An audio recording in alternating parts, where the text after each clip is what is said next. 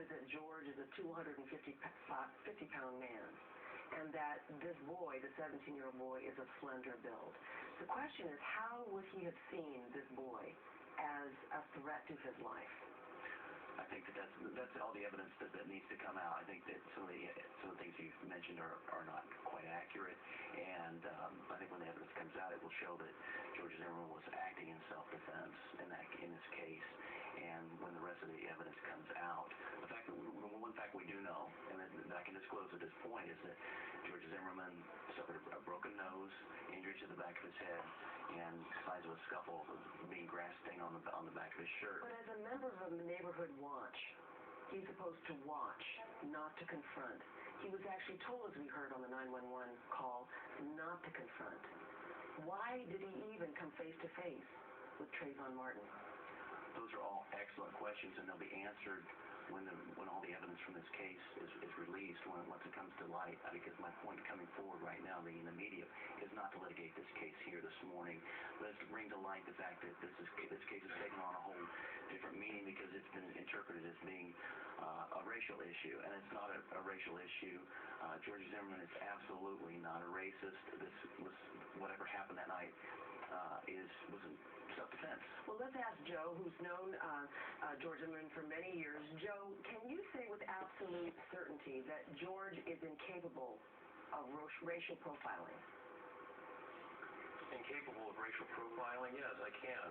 I can say that George was acting as a neighborhood watch captain in a neighborhood that had been violated by a number of crimes, and that's why he was watching and saw someone that he didn't recognize, and that's why he called the police, because of all of the criminal activity that had been going on in his neighborhood. Nevertheless, you have said that he has shown remorse for the shooting of this unarmed 17-year-old boy. In what ways has he expressed his remorse? I started to try and get in touch with George not long after I realized that it was just snowballing, but soon thereafter, through his mother-in-law, I learned that he couldn't stop crying for days after the shooting. I mean, George is just a genuine human being, and he was out there performing his duties as a watch captain because he cares for his neighborhood, because he cares for his neighbors. We don't know what happened from the time George got out of his vehicle and by the time the shot went off. We know that he has played. I do know that George, first of all, does not weigh 250 pounds. I do know that George thought he was doing the right thing by keeping an eye out for his neighborhood. We also do know that George Zimmerman has placed 46 calls to 911 since 2004, that he wanted but failed to get a job in law enforcement. Is it fair to call him obsessed in his position? Was he obsessed in his position as a neighborhood watchman? Maybe I think dedicated is a more better word for it, because George is a semester away from getting his criminal justice degree. I have no idea why he had been, or even if he had attempted to become a law enforcement officer previously. I do know that he was working full-time and going to school full-time and was close to finishing and getting his degree and pursuing that dream.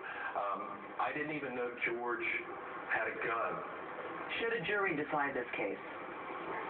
If charges are filed, the jury will decide this case. All right. And can I point out something? Yes, go ahead, Joe. Just a...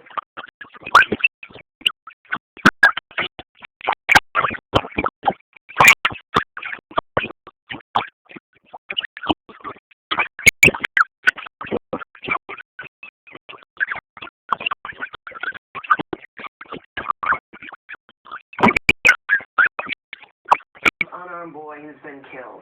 Is there any question in your mind, Joe, that this should be litigated, that this should be facing a jury? From what I know, no. From what I know, the bottom line is there was a life and death struggle in that instance, and someone was going to die. All right. Well, on that note, we're going to have to leave it. Kirk Soner and Joe Oliver, thank you both. And, of course, it's to be continued. And now let's get a check of the morning's other